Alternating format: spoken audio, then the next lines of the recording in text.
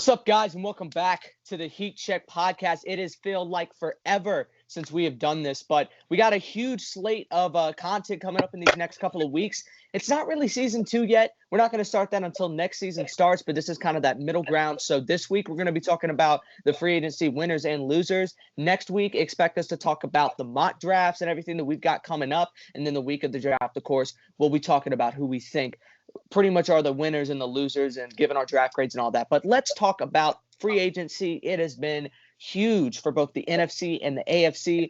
I want Joey to start off. Who do you think is the biggest winner from the AFC? The biggest winner from the AFC, I mean, there's not really any true winner, but we have to talk about the Patriots, of course. Getting that double tight end duo that they needed. We've seen Cam really succeed with a tight end like Greg Olsen. He had his best season with Greg Olsen as his number one weapon. We've seen him succeed with an offense like this, and it's going to be very exciting. You're adding Aguilar, you're adding Kendrick Bourne, and some very key defensive pieces. Getting some opt-outs back, signing Matthew Judon, a Pro Bowl edge rusher, who some people say would be overpaid, but I think he's a good addition off the edge, something that we really did need. We did not have the best pass rush last year. Jalen Mills coming in and filling in the role at safety and cornerback. We got J.C. Jackson on a tender, of course, which was something we for sure needed. I mean, we didn't really lose anyone big on defense. It's going to be one of those dominant Bill Belichick defenses again. We also added Trent Brown, a former Patriot. He's going to be anchoring down that left side of the offensive line. And a old friend, Kyle Van Noy, is coming back into town after failing miserably in Miami. And we kind of got him for a pretty cheap deal. So I like that move a lot. He's a great guy for the community. He's just a good locker room presence for the Patriots. Overall, I'm not saying the Patriots are the biggest winner of free agency, but they definitely needed a big spending spree. This is the biggest spending spree we've ever seen from them, I think. He's never done this for Tom Brady. And he did it for Cam Newton like everyone was asking him to, and I really appreciate that. The only thing I want the Pats to do, if we're talking just from a regular football standpoint, y'all lost Patrick Chung. He is retired. I don't know if you guys are going to plan to address that through the draft or pick up a guy in free agency. I know Malik Hooker is still out there. He's young, yes. He is talented, but, I mean, we looked into him. He's a good talent, but he just cannot stay away from injuries. But to fill in for Patrick Chung, he would be a great pickup for y'all. But I think the biggest winner from the NFC, and honestly, you've mentioned it before in person, and I honestly agree with you. The Bucs won free agency overall. The Bucs won free agency. They've gotten back every single starter from that Super Bowl. There's nothing better than that. I thought they were going to lose Levante David. I thought they were going to lose Shaquille Barrett. And I thought Chris Godwin was going to test free agency. Godwin re-signed back. Shaq Barrett didn't go anywhere. Levante David didn't go anywhere. The fact that you come off of a Super Bowl, most Super Bowl teams don't have great cap space, don't have good spending money. The Bucs got it done. They got it done phenomenally well. And honestly, hats off to that front office because they have probably established themselves as a powerhouse in the NFL for at least the next 2 years or however long that Brady deal reaches out. But heading back to the AFC, who do you think is almost up there with the Pats when it comes to how well they've improved from last season? I'd like to talk about the Chargers for sure. You got two big offensive line pieces, and you got the best center in the league. You have Corey Linsley. It's so good to surround young guys like Justin Herbert with protection for their future. I don't think this was the best move by the Packers to re-sign Aaron Jones instead of Corey Linsley. I think that center position is so much more valuable than a running back. But you let him go, and the Chargers took full advantage, picked him up. They did lose Hunter Henry, but they signed Jared Cook, who is a lesser alternative. But I think Justin Herbert is on the road to an MVP season this year. I'm not saying that he's going to be my MVP pick, but he's definitely up there. I think he's a top 5 candidate for me. I think he broke out last year in his rookie season, but I think he's going to have a monster year this year, especially with that added protection. I mean, honestly, I mean, what does he not have? I wouldn't be surprised to see them try to address the tight end position in the draft. Of course, they're not going to be able to draft Kyle Pitts. We'll talk about that later in the next upcoming weeks, but they're just too low to be able to draft Kyle Pitts. Every single team in front of them would probably end up picking him. But there's a guy from Notre Dame, Pat Fryermuth. He's pretty much the tight end 2 in the draft. If the Jaguars don't take him in the second round, then that would be a great pick up, as well as because of the fact that he's a good talent, but also he's not that bad of a blocker. And as long as you can get as many blockers as possible for Justin Herbert, it would be phenomenal. But a team that I think a lot of people are overrating, but still had a fantastic especially in the NFC when it comes to free agency. Definitely the Giants. Leonard Williams, Adoree Jackson, Kenny Galladay, great pickups for them. The only person that's going to be holding this team back is Daniel Jones. I don't think Daniel Jones is going to be their guy. I think after this season, he's going to continue to disappoint, and he's going to be packing his bags out of there soon. He could prove me wrong, but he has been way too turnover heavy, and especially now that he's got a top 10 top type of talent in Kenny Galladay. I mean, he's a phenomenal receiver. He'll put up good numbers, but I don't know if it's going to be able to top off some of these other guys, especially the NFC East had a phenomenal free agency overall, pretty much except for the Eagles. The Giants made a lot of great moves. They lost Kevin Zeitler, though. I don't know how much I love that. Their O-line is starting to scare me, and it really does depend on how this draft goes. If they decide to go with a linebacker or an offensive lineman, they got to really focus on protecting Danny Dimes. If he has anything to prove, it has to start with the O-line. But they are still massive winners. They improved all around, and the Giants, pretty much the whole NFC East, is ready for a revival, because I can't wait to talk about these other two guys because they have also had phenomenal free agencies. But back to the AFC, who do you got next? The Cleveland Browns. They addressed a lot of issues that they had on defense. They signed John Johnson III, which was a really good pickup. And just yesterday, they signed Jadeveon Clowney. I mean, they already had a great defense last year. Not great, but they had a good defense last year.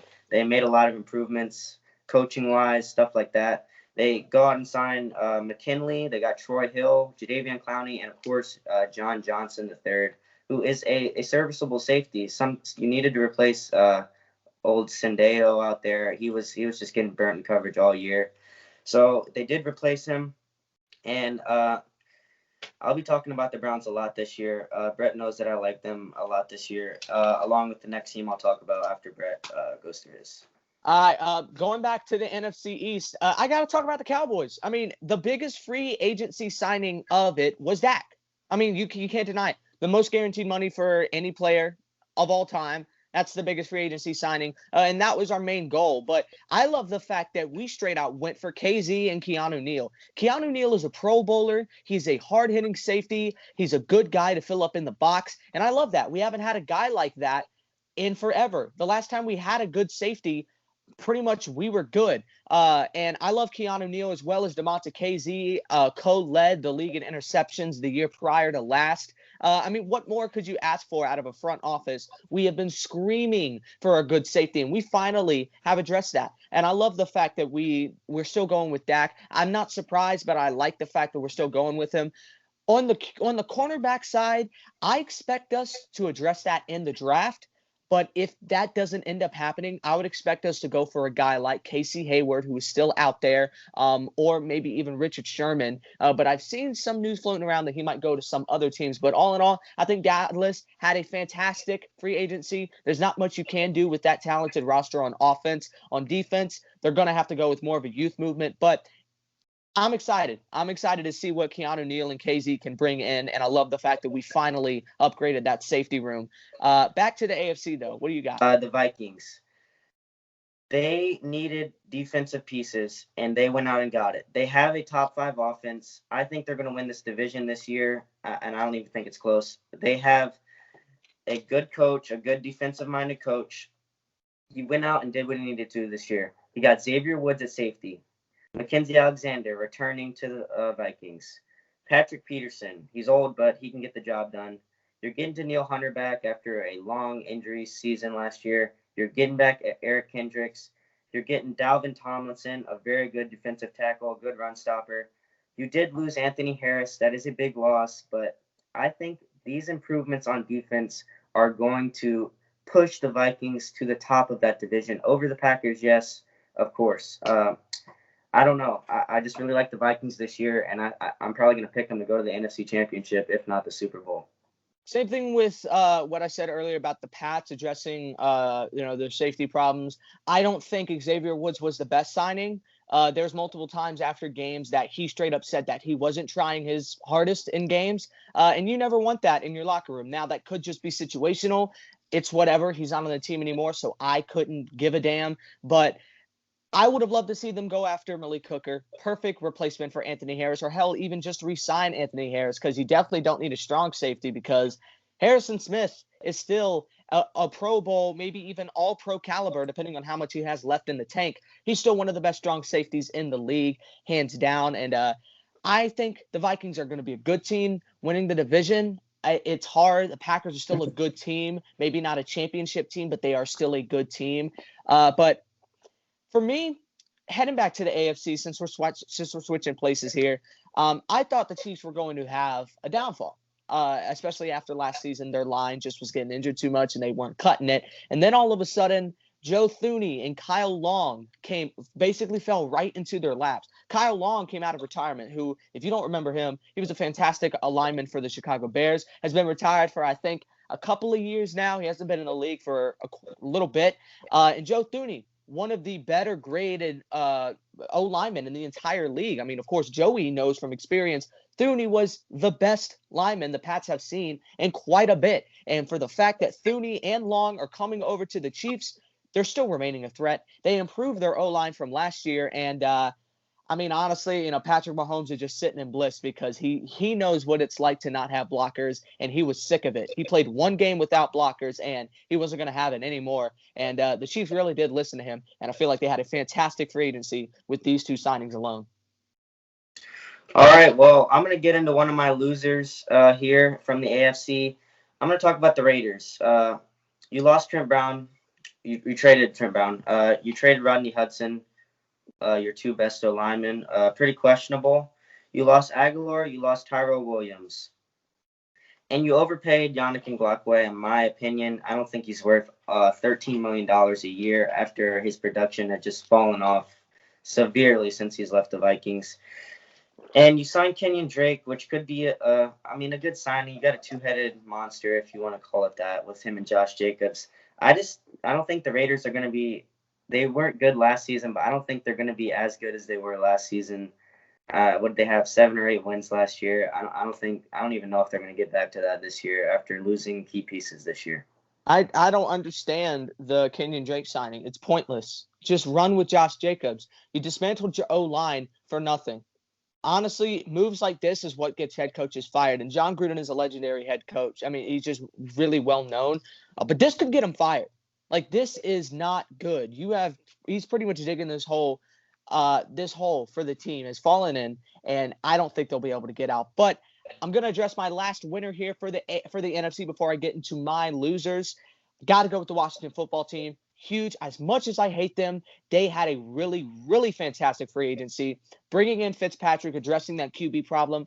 He's not the answer. He shouldn't be the answer. I still think they need to address the QB in the draft, but still, great signing for them. Curtis Samuel and Terry McLaurin is going to be a fantastic wide receiver duo. Two very underrated receivers are going to start making some noise in the NFC. And you also can't forget about the fact that even though they lost Ronald Darby, they replaced him with William Jackson, who is another very underrated cornerback who previously played for the Bengals, played great for them, even though the Bengals have never had a great defense.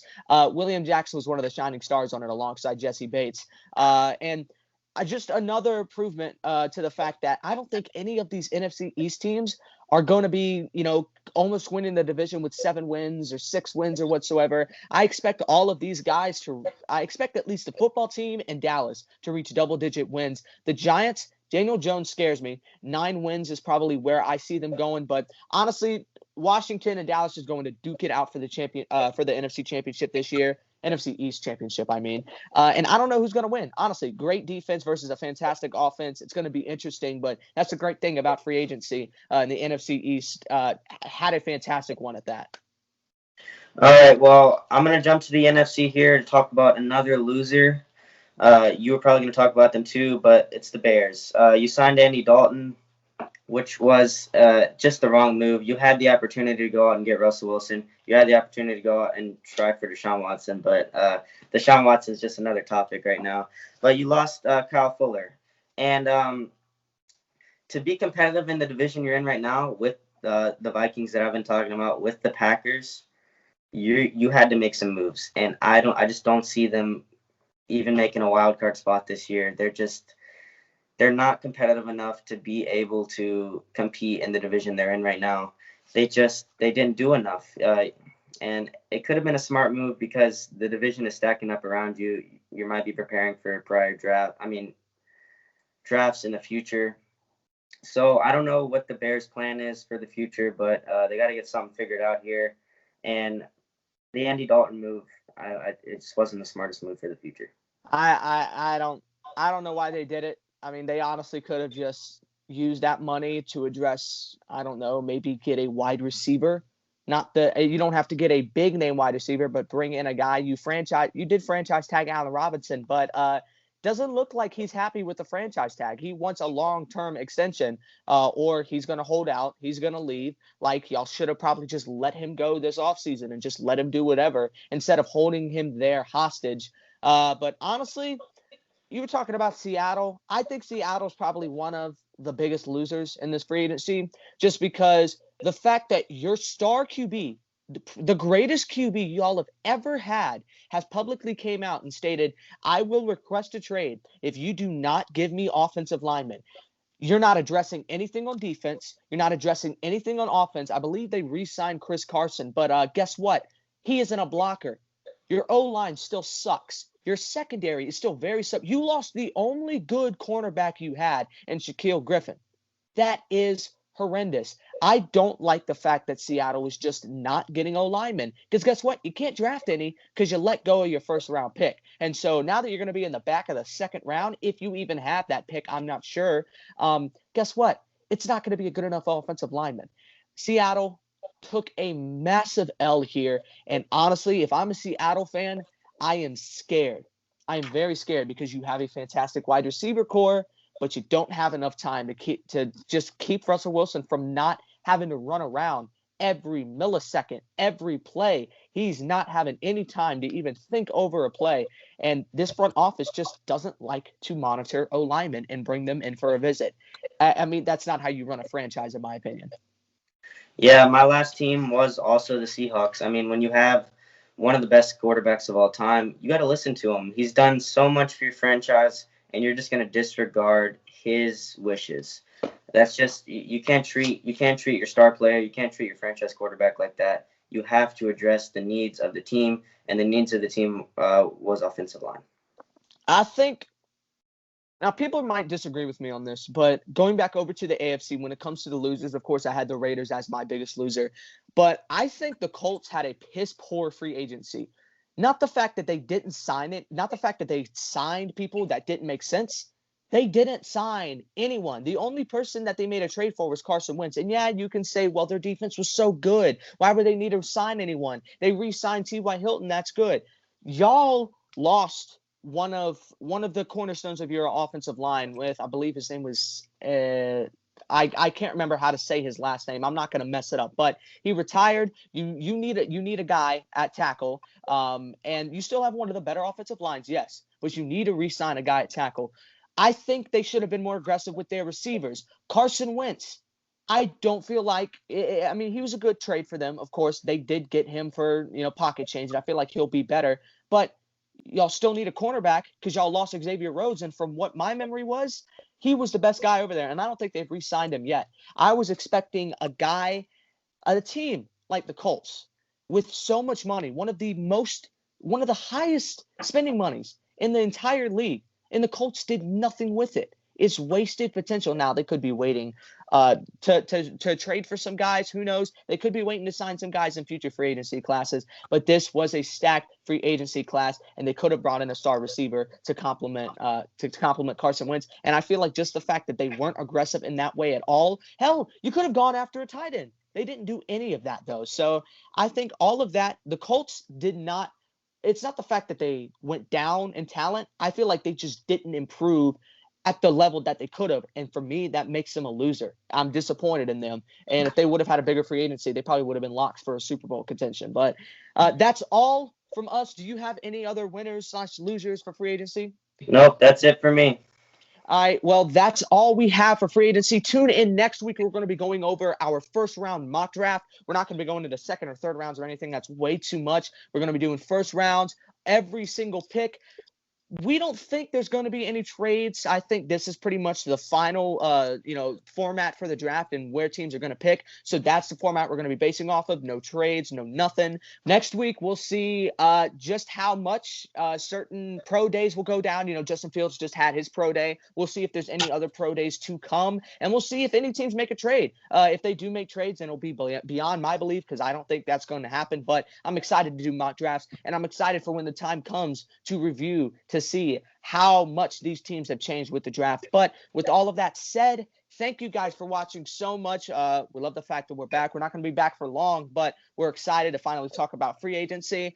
We're not talking about the Deshaun Watson situation. If you're expecting us to do that, we're not going to talk about it. There's no reason to talk about it. But with all that said, thank you guys for watching. If you like this video, make sure you hit that subscribe button. Click the notification bell if you haven't already. Like the video. And we'll see you next week. Peace.